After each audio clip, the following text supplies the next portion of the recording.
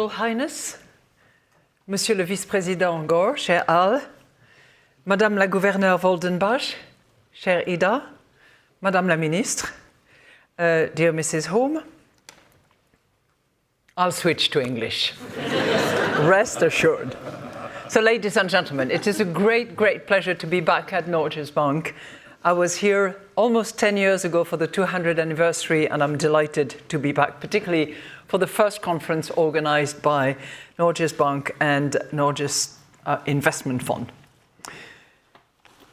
So when I last visited the central bank back in the summer of 2016, the world and Europe was in a slightly different place. Backtrack a little bit, remember about 10 years ago? The Paris Agreement, the international treaty to reduce greenhouse gas emission, was hardly 1 year old, and it enjoyed strong support from all major powers around the world. A benign geopolitical environment also blurred the risks of Europe's growing energy dependencies. Nord Stream 2, a new gas pipeline project, had recently been announced, promising to deliver plenty cheap Russian gas to the continent. Fast forward to today and see how many differences we are facing and how the world has dramatically changed in dramatic ways. We are witnessing a backlash against green initiatives. The war in Ukraine has further exposed Europe's energy dependencies as strategic vulnerabilities, driving up gas prices after the cutoff of the Russian pipeline supply. And who knows what's happening under the water level. And as a result, energy prices have risen sharply since gas sets the marginal price in the EU energy market for most of the time. In this new environment, many countries face an increasingly difficult trade-off between three energy goals that I will call my energy trilemma. My team argues that I should not really use trilemma because in a trilemma you can't really escape, and I'm going to try to show you that we can escape the trilemma. So what are the three angles of the trilemma?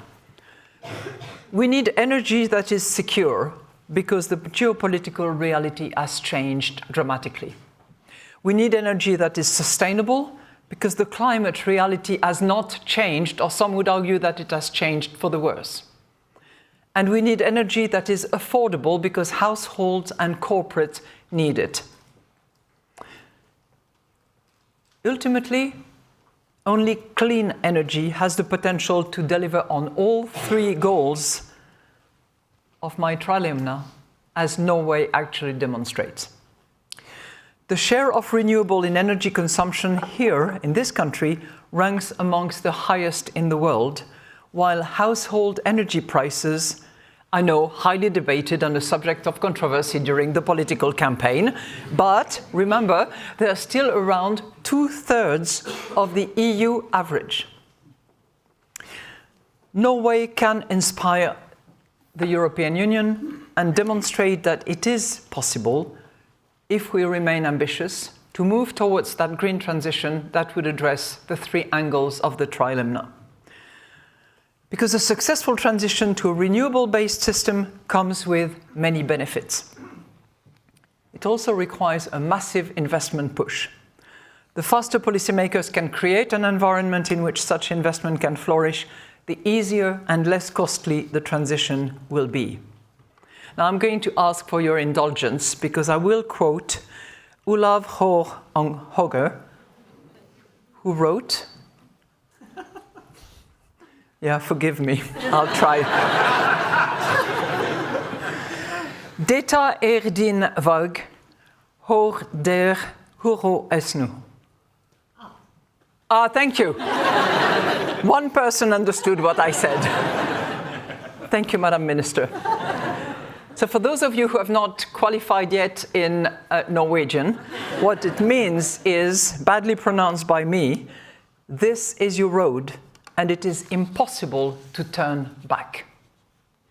So today, what I will do with you is explore from a central banker's point of view how Europe's road to renewable can deliver powerful benefits if we unlock the right conditions.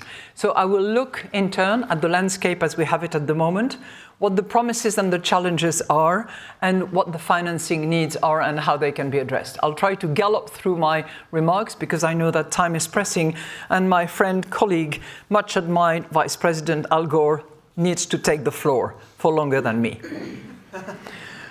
So before horrible Russia's invasion of Ukraine, Europe's de facto prioritized two elements of the trilemma: sustainability and affordability. We didn't really think very much about security, not in the terms that we're thinking about it now. So as part of its Fit for 55 targets, the EU aimed to raise the share of renewables in its energy consumption to as much as 45% in 2030. At the same time, almost half of the gas imports came from Russia. The combination kept energy costs contained, facilitating as a result Europe's competitiveness. Energy remained relatively cheap for energy-intensive industries, and those periods of intermittency, when renewable output was low and gas served as a backup, did not lead to significant price volatility. But we ultimately paid the price for neglecting the third goal, which is energy security. When the geopolitical context changed, the consequences for our economy were severe, consequences that we, as central bankers, had to face and combat. First, we saw a surge of inflation. Energy inflation in the euro area surged to 37% in 2022, pushing headline inflation for a record of 8.4% that year. So in response, what all central banks had to do was to significantly respond by implementing the fastest monetary tightening in the history of the ECB in order to bring inflation back under control. And I'm pleased to say that we have managed to do that, and it is now under control at our medium-term target, and it will stay there. Now, surging energy prices led to a second consequence. They have reduced Europe's competitiveness. Although the acute phase of the energy shock has passed, the new geopolitical reality has left a lasting imprint on Europe's energy cost, weakening its position relative to other regions of the world.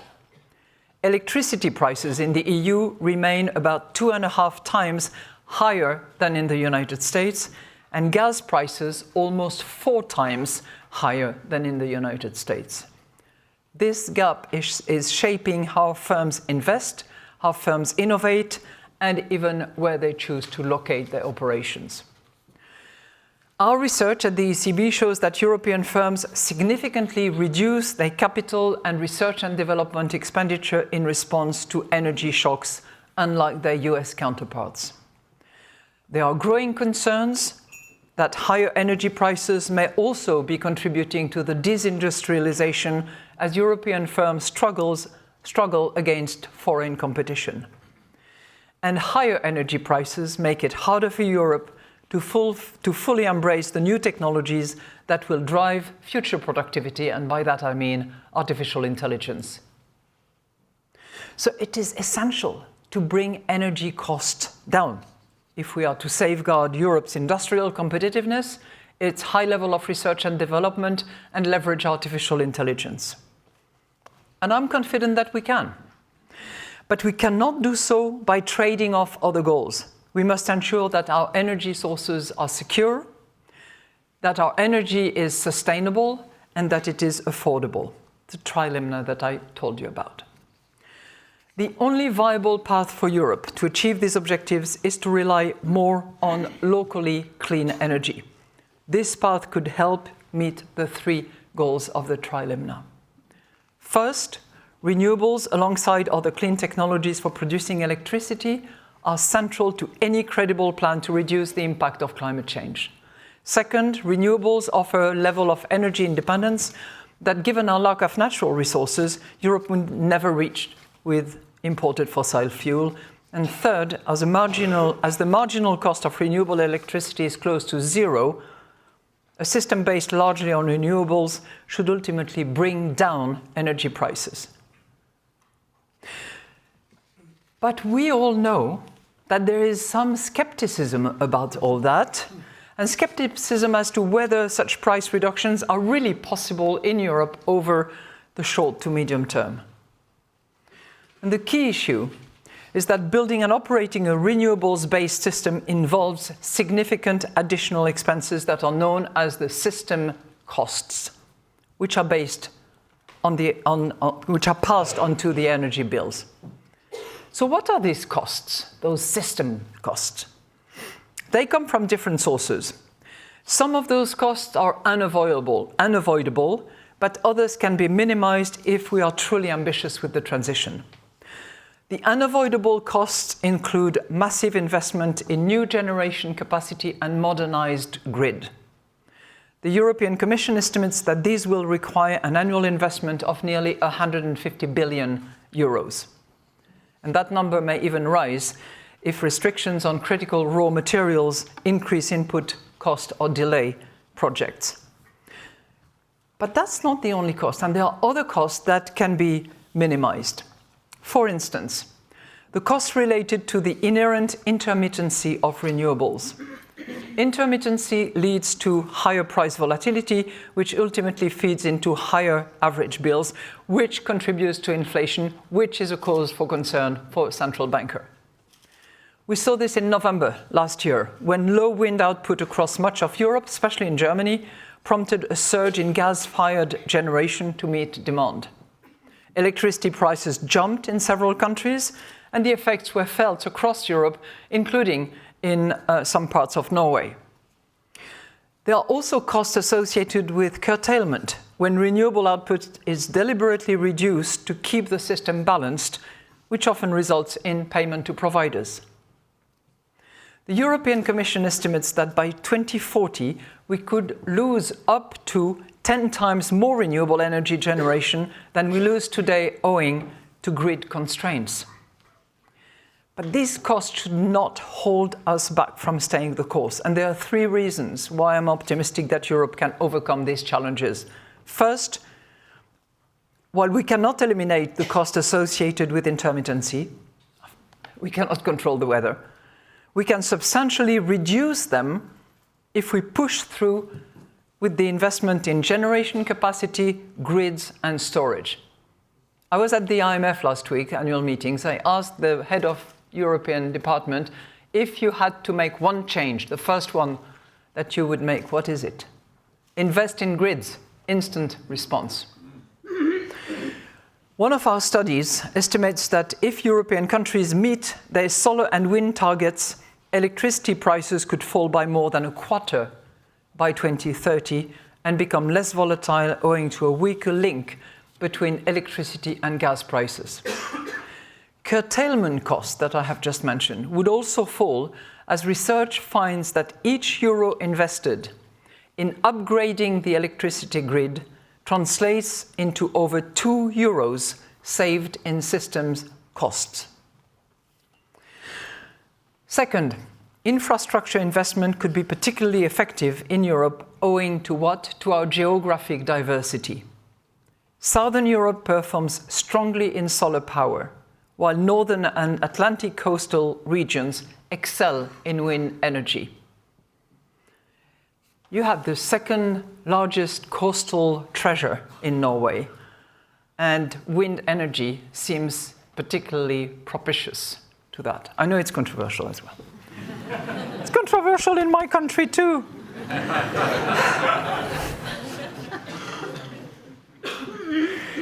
But deeper energy market integration, for example, through more cross-border interconnectors, would let countries share surplus electricity, smooth fluctuations from intermittent sources, and use generation and grid capacity more efficiently.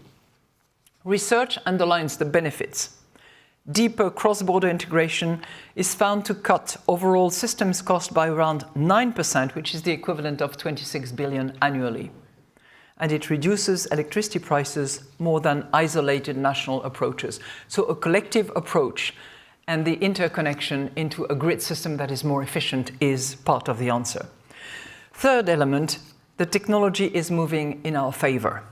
Not only are renewable solutions becoming much cheaper, but the ability to store renewable energy through periods of intermittency is also improving fast. The International Energy Agency finds that the cost of clean technologies has fallen more than half over the past decade, and that battery pack costs are now roughly a tenth of what they were 15 years ago. So while there are costs that we have to reckon with, Europe is also well positioned to overcome some of them. And if we manage to quickly unlock the investment needed to build a world-class renewable infrastructures, Europe can keep those other costs while maximizing the benefits of renewables. So what is missing?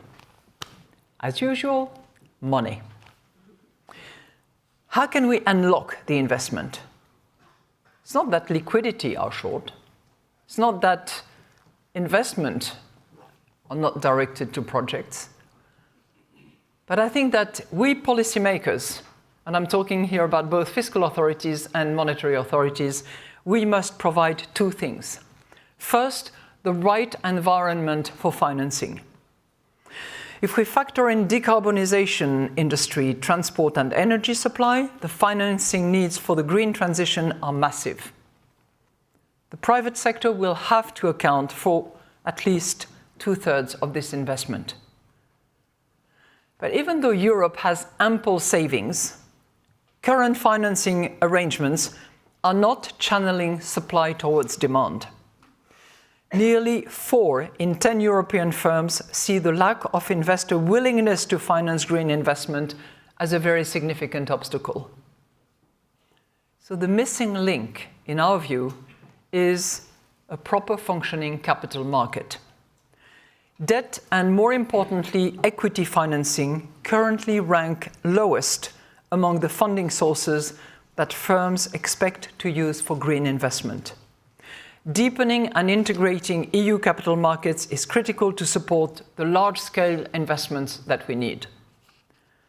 The good news, from where I sit and what I can observe, is that there is political momentum behind the Capital Market Union, and it has never been greater.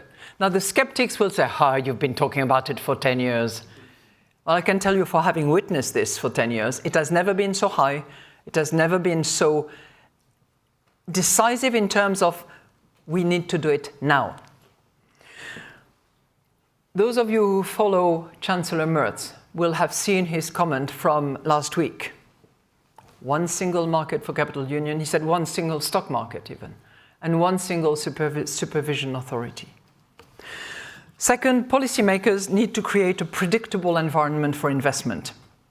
Investment will not step forward if the green transition is clouded by uncertainty, especially if they are also growing pushback against green initiatives in other parts of the world.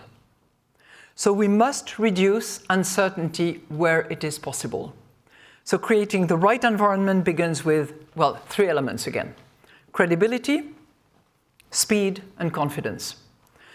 Following through on existing green targets and maintaining a stable carbon price, very important for the credibility. Wavering on those commitments would risk chilling investment just when we need it the most. Credibility must be matched by speed. Across Europe, investors face slow and fragmented permitting procedures that delay progress. In some member states in Europe, completing the permitting process can take up to 5 years for utility-scale solar photovoltaic projects and up to 9 years for onshore wind. We must shorten these timelines if the EU is to meet its green goals. Finally, policymakers must build confidence in future electricity demand. For instance, in Europe, electricity still faces higher taxes than gas, discouraging electrification. And while this gap will narrow as carbon pricing is extended to heating fuels, governments can already act by lowering electricity taxes and moving it to other energy sources. Central banks can also contribute to this confidence, because obviously for investors in green technology, in green projects, in transition measures, the predictability of price stability is vital. much more so in that sector of investment than in others. To deliver on those, policymakers have to be courageous. And I hope this will not be in short supply, because we need a lot of it. So let me conclude. Europe's recent energy crisis has revealed a hard truth. Our dependence on imported fossil fuels is no longer sustainable. An accelerating climate crisis makes this lesson even clearer. But we're not a prisoner of the dilemma, of the trilemma. We have the agency to shape our future here. Renewables offer the clearest path to minimize the trade-off between energy policy goals of security, sustainability, and affordability. And pushing ahead with renewable is also strongly supported by citizens. Listen to that number. Nearly 9 in 10 Europeans want the EU to expand renewable energy. Some of the costs associated with the transition, such as the required investment, will be unavoidable, but if we create the ideal conditions in which that investment can flourish, we can ensure that the transition remains cost-effective. Our regretted anthropologist, Jane Goodall, who sadly passed away this month, reminded us. She said, "What you do makes a difference, and you have to decide what difference you want to make." So Europe must now decide. Either we remain with that unsustainable and expensive statu quo, or we create an environment that can unlock the investment needed for sustainable, secure, and affordable energy. I hope we have that courage and that determination. Thank you.